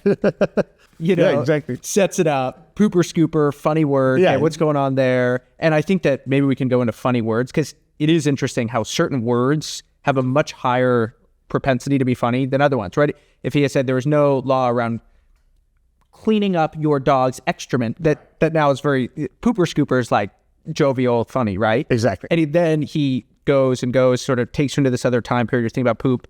But then he goes, my car had been towed. And you're like, oh my goodness, this sounds terrible. And then you said surprise, which is why I thought about that. He goes, despite this, I still thought, this is the greatest place I've ever been in my life. And this is in like this ode to New York City. Theo Von is super... That's exactly who I was thinking about. He's super popular right now. So good. And he's been great. I've followed him since like the Real World days, basically, Road Rules days. And so if you just listen to him talk, like his brain just does something different. His brain is like almost wired different. That was my initial story. But then I was like, I bet you could practice Theo Voning a little bit. Because like what Theo does, if you've never seen him, it's not going to make any sense. But if you've seen him, this will make all the sense in the world, which is that Theo Von will basically improvise. He has no idea what he's going to say, but he improvises. He uses random language, or he'll make up a story that is totally not true, but it's kind of believable, and he keeps us, a deadpan face when he's doing it. You can kind of practice that. And so, yeah, I think, practicing is obviously the best way to do it. Well, that's a big one. Let's follow this. Made up language, coming up with words, things that other people hadn't thought of. And how do you go about doing that? Like, it's a fun little thing to play around with. One of the things that I did is I like thinking through the juxtaposition. So I wrote a piece about how I fell in love with the Bible, and I was like, it needs some little bit of humor in it, right? Because it's it's the Bible, right? It's this. It activates a part of your brain where you're like, okay, this is behave. Exactly, right? The Bible should actually just say behave, and that should be the whole thing. Exactly. So it activates that. I was like, I need something that's funny. So I was like, okay, what is the emotional state that somebody's in? And I was like working on it. I was like, serious. You think of almost like this fancy library, and then I'm like, I would do my Bible studies at a Schlotsky's parking lot in a strip mall in the hill country. And now you just get this juxtaposition. I'm not sure it was like that funny, but I think that it adds so much life to the piece. And I always try to think of like, if I'm trying to be funny or create suspense, what is the emotional state that the reader's in for most of this piece? And then let me, just like we were saying, like sprinkle a little bit of Tabasco sauce of the opposite. Yes, that's exactly right. And I think, an exercise you can do is, so like a Theo Von exercise is basically, he takes a thing. So let's say it's the Bible. So it's the Bible. But what a Theo Von humor, like kind of lane he does is he'll call the Bible something else that's kind of funny. Like he'll be like, man, that Jesus' binder. And he'll be like, it's the Bible, but now he calls it Jesus' binder. Then he'll do another one. And he'll be like, he's like that old, like the old Himalayan diary. And it's like, what are you saying? Like he just keeps coming up with different ways to say the Bible. Or he'll just be like, that big brown behavior book. And like, he'll just keep going. And like, I've never done this before, but like you could try that. So you could just take anything and be like, I'm going to come up with 6. Like, I'm just going to keep going. And it's so hard to do. Like just now when I was doing it, I don't know. I was like, why the hell are you trying to do this live on a podcast? But that's how you get better, right? So, doing that it trains your brain in a very different way of thinking than we are used to. And that pays off because, again, common traits uncommonly together is very, very valuable. You don't need to be the funniest, nor do you need to be the smartest. If you're pretty smart and you're kind of funny, you're like the best, And so that's my whole strategy was basically to do that. It was like, I know I'm not funny enough to be a comedian, but I'm funnier than the average smart guy, and I'm smarter than the average guy. So it's like pretty smart, kind of funny. That's a good combo. Well, it's funny because I went to, I was at church last weekend and I was with a friend, and basically after the service, she was like, man, that was a really good sermon. And I was like, well, what do you like about the pastor?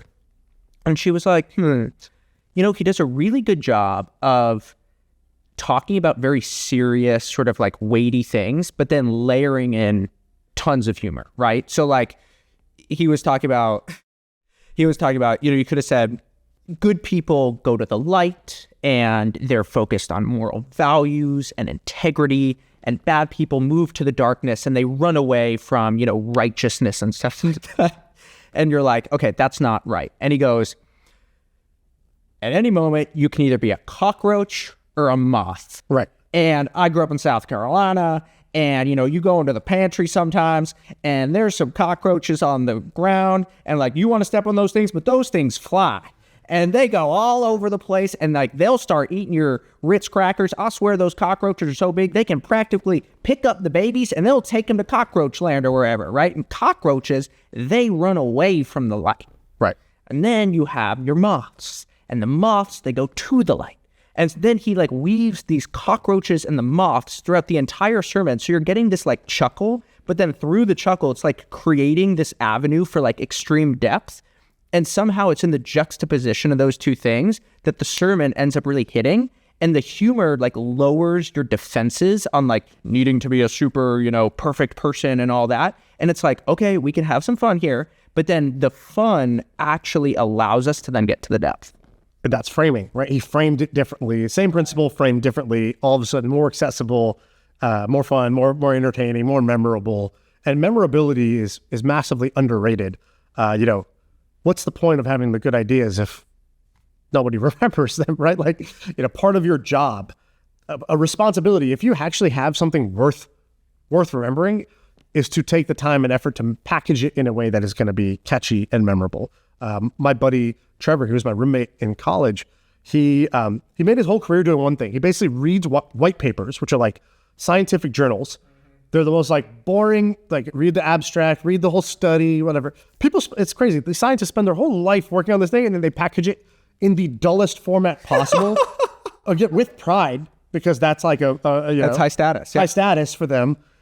It's like, it's so boring that only another person who's dedicated their life to this would possibly read this, which means that none of the insights get taken to the real world until, somebody comes in and builds that bridge. So he built that bridge.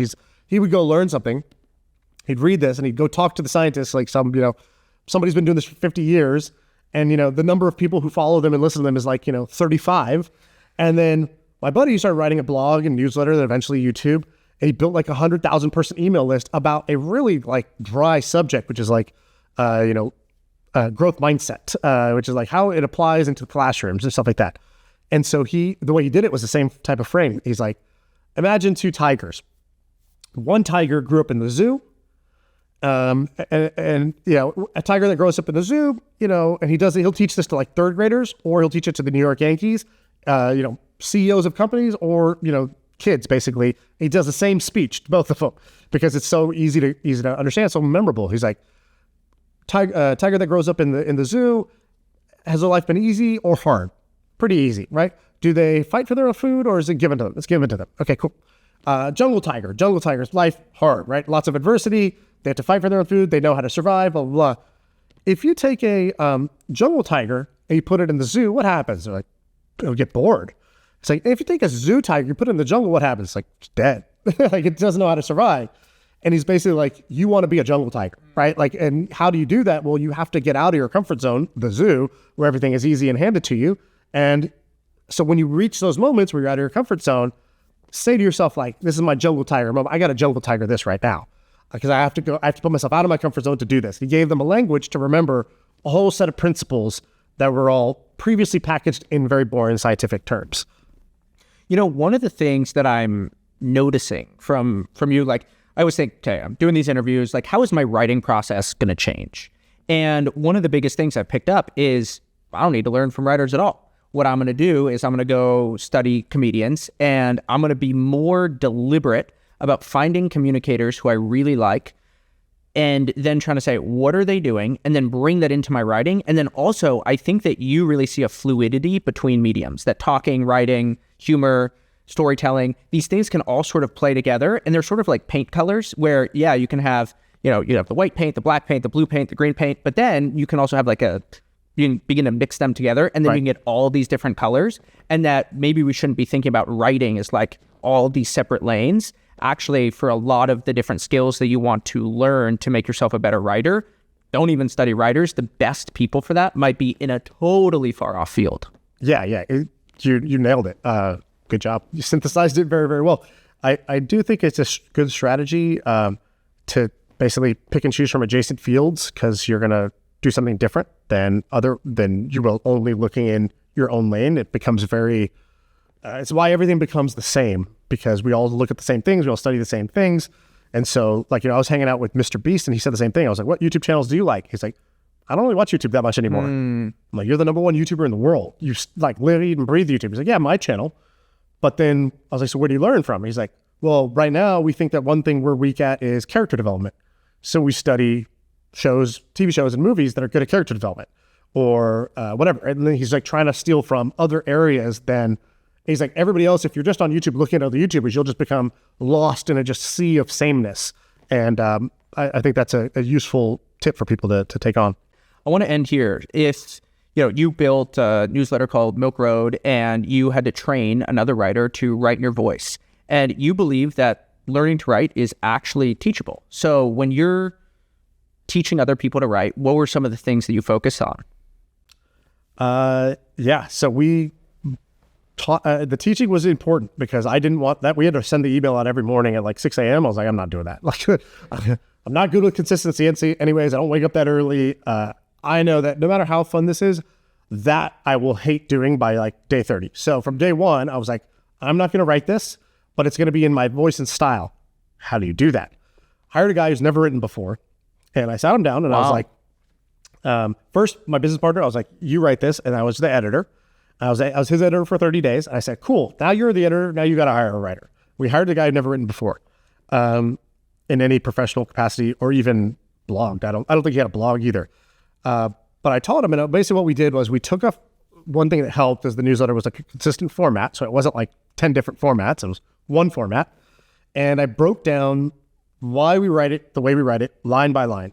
Our opening line at Milk Road was always like, good morning, this is the Milk Road, and we would say what we do, and then we would say in a funny, and then we would we'd tag it with a joke. So we would say, we are the number one source for figure out what happened in crypto yesterday. Think of us like a toaster strudel, a fresh, tasty treat for you in the mornings. And then parentheses, we tag the joke again. And we would just be like, what the F happened to toaster strudels anyways? Kids these days, they're missing out, right? And it's like, we would tag that. We'd always tag the joke. And we'd be like, we are GM, we're the Milk Road. We are, we give you exactly everything you need to know about crypto in the morning and nothing that you don't need to know.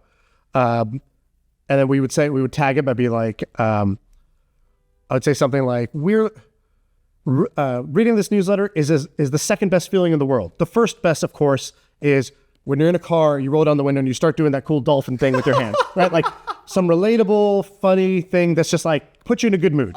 And we were like, can we get you to smile? And can we get you to be like, I love these guys. Can we give you a reason to open this that's not based on the Bitcoin price? Was another way of thinking about it. And so so I started training. I was like, the first line, this is what we do. Here's why we're doing it. And here's 10 examples of doing it good. And then he was like, cool, got it. I can pattern match to that. The other thing that we did was he was doing the school thing where he's like, he thought he had to be a different guy. Like, oh, maybe I need to be a really sophisticated analysis, or I need to do kind of like people think when they write, they need to do something outside of themselves. Yeah. The whole point of writing is to take you and just push it out. And so don't try to create this fake thing that you think other people might want. Just take you and push it out. And so, for example, he would talk about subjects and the writing was fine, but the subject was boring. So I was like, dude, why'd you pick this? He's like, I don't know. I felt like, it was in the news. People needed to know about it. I was like, did you care about this? No, not really. And I was like, would you have ever like texted me or Slack messaged me or send me a voice note being like, dude, did you hear about this? This thing's awesome. Or this is crazy. Did you hear about this? This is really interesting. He's like, no, I would never say that. I'm like, cool. Then why are we telling 200,000 people about this if you wouldn't tell me? And so what I made him do, I was like, every morning, I want you to send a voice memo, and just tell me the news before you write anything. Just be like, oh yeah, everybody on Twitter is freaking out because they're worried about this thing that happened, or the price is up today because there's rumors about this right now. And what that means is that if that happened, then this would happen. So he would just say it to me. And it was such a good filter because he could stop himself. If he was going to tell me something that was boring, he would catch himself like, I would never say this to somebody. It's boring to me and it'll be boring to you. So it filtered out the subject beautifully. So like those are the two big things, was showing him what we do and like giving him a sample and then saying, here's what good looks like. Here's 10 more examples of good. And then secondly, installing that one step of like, don't do that imposter thing where you start talking about shit that you're not even that interested in, because guess what? Nobody else is interested in it. Like, and the filter for that was send me a voice memo. If it's not interesting in the voice memo, it's definitely not going to be interesting in long text. Why do you think that dolphin thing is so funny? It is hilarious. It's relatable. And like, it's not even that's funny. It's just like funny that it's unexpected. Like, why are you writing this? Everybody says we're the best. We said we're the second best thing in the world. So you're immediately like, what's first best? First best. And then I can't say a serious thing. I have to say an unserious thing. So I'm like, the first best thing is this feeling, because we all know this feeling is great. Like, you know that feeling. It's an amazing feeling. And so we just knew, like, okay, things like that are surprising, likable, funny. You can do them in one line. So it's not like you have to like set up a long story or joke. It was very useful. It was very efficient as a like mechanism there. Sweet. That was good fun. Thanks, man. Yeah, absolutely. Thanks for having me. I feel like I can rule the world. I know I could be what I want to. I put my all in it like no days off. On the road, let's travel, never looking back.